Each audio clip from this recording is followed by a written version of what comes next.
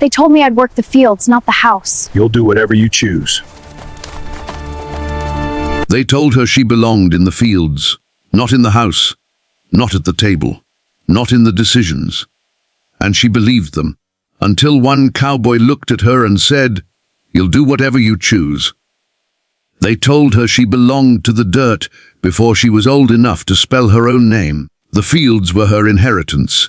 They said the long, blistering rows of cotton stretching toward a horizon that never seemed to move. From dawn until the sun bled into the edge of the prairie, Elena worked beside her father and brothers, her hands raw, her shoulders strong, her silence stronger. The ranch house on the hill was a place she entered only to scrub floors or carry wash water. It was not a place for dreaming. Dreams were for people born inside walls, not beneath open sky and circling buzzards.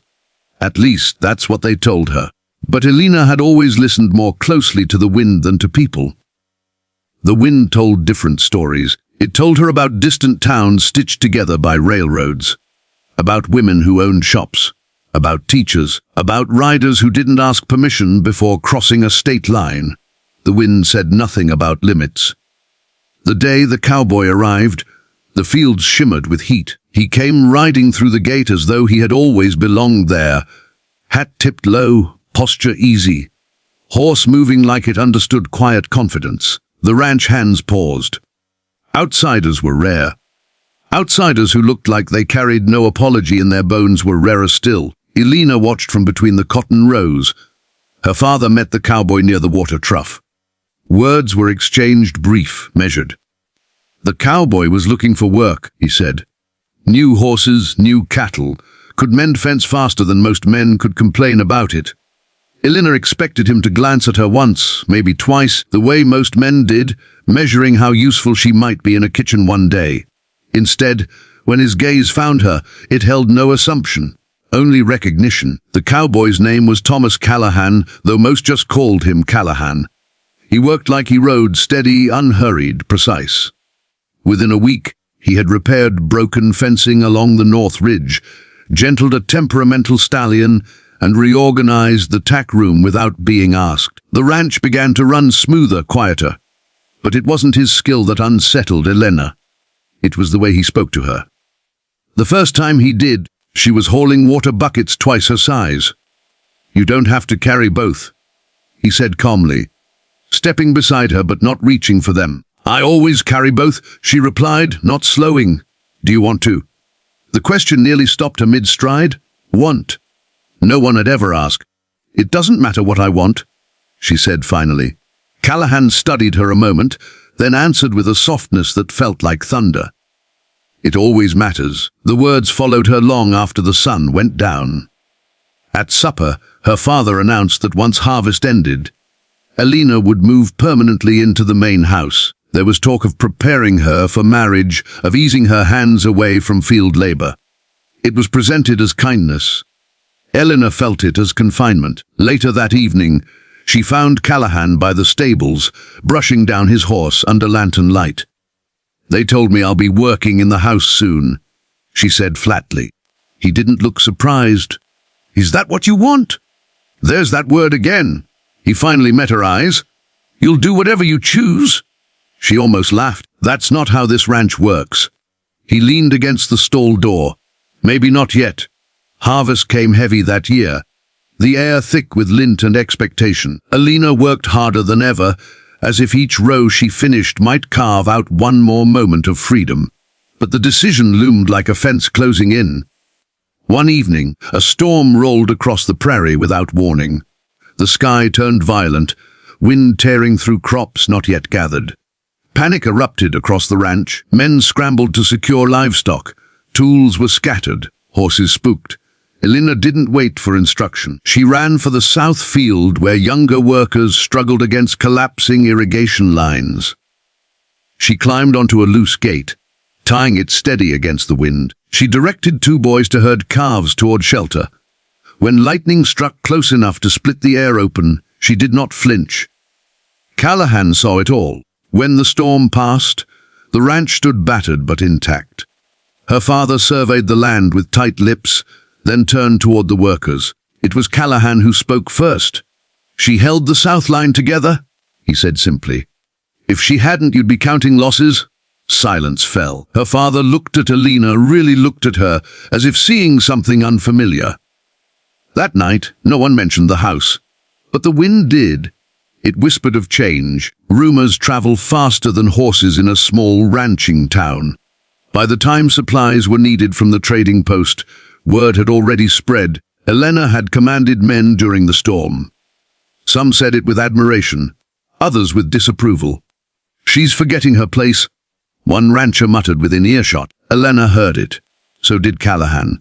But instead of anger, she felt something steadier rising inside her certainty. When her father announced plans to expand cattle operations westward, it was assumed Callahan would oversee the drive. It was harder work, rougher country. "I want to ride with the drive," Elena said at the dinner table. Her brothers froze mid-bite. Her father's jaw tightened. "That's no place for you. I've worked the field since I could walk." "That's different." "How?" No one answered. Later, under the vast spill of stars, she found Callahan again. "If I ask to ride, he'll refuse," she said. "Then don't ask." She frowned. "What does that mean?" "It means you prepare. You saddle your horse at dawn. You ride out. Let him decide whether he's willing to send back the best rider he's got." She searched his face. "You think I'm the best?" "I know you are." Dawn broke pale and cold. The cattle drive assembled in a restless cloud of dust and sound. Elena appeared already mounted, hat brim shadowing determined eyes. Her father swore under his breath. But time was short, the herd had to move. "Stay close to the rear flank," he barked finally. It wasn't permission, but it wasn't refusal. The first days were grueling. River crossings, a near stampede when thunder cracked across open plain. One rider was thrown and injured, another lost his nerve. Elena did not. She rode hard, roped clean, calculated terrain faster than some men twice her age. When a group of cattle broke west toward uneven canyon ground, she cut them off with fearless precision. Callahan watched without interference. She wasn't proving herself to him. She was proving herself to everyone else. Halfway through the drive, tension erupted. A rival rancher claimed grazing rights over disputed land. Words escalated. Hands hovered near holsters. Elena rode forward before anyone else could. "This land doesn't belong to pride," she said evenly. "It belongs to whoever can keep their herd alive on it." The rival rancher scoffed until she outlined water access points and drought projections he hadn't considered. Negotiation replaced hostility. The herd moved on. That night, by firelight, her father sat beside her quietly. "You shouldn't have had to fight for this," he admitted. She stared into the flames. "I wasn't fighting you." He nodded slowly. "I see that now." Across the fire, Callahan tipped his hat slightly, not in rescue, in respect. When the cattle drive returned successful, something had shifted permanently. Not just in the ranch's fortune, but in its foundation. Offers began arriving. A neighboring ranch proposed partnership under Elena's management of crop rotation and livestock strategy. A schoolteacher passing through mentioned openings in town for someone educated enough to lead agricultural planning. For the first time, choices stood before her like open gates. Her father approached her one evening on the porch of the house she had once been destined only to clean. "If you want to run operations here," he said carefully, "it's yours." It was not surrender, it was acknowledgement. Elena found Callahan at sunrise, leaning against the fence, preparing his horse. "You leaving?" she asked quietly. He studied the horizon. "I never stay where I'm only needed to prove a point." She understood. "You were never here to rescue me." He smiled faintly. "You never needed rescuing." She stepped closer. "You said I'd do whatever I choose, and you did." Silence stretched, not empty but full. "I'm staying," she said finally. "Not because they told me to, not because I have to, because I want to build something here." Callahan nodded once. Approval without possession. Years later, travelers would speak of a ranch run by a woman whose word carried weight across counties. Crops thrived under her innovation. Cattle numbers doubled. Workers were hired based on skill, not assumption. Young girls working nearby fields would sometimes see her ride past, confident, unrestrained, and feel something unfamiliar stirring inside them. Possibility. As for Callahan, he came and went like the wind that had first whispered to her. Sometimes he stayed a season, sometimes less. He never told her what to become. He only reminded her she had the right to decide, and in a world determined to assign her place before she could speak, that reminder changed everything. Because they told her she'd work the fields, not the house. But the cowboy said, "You'll do whatever you choose," and she did.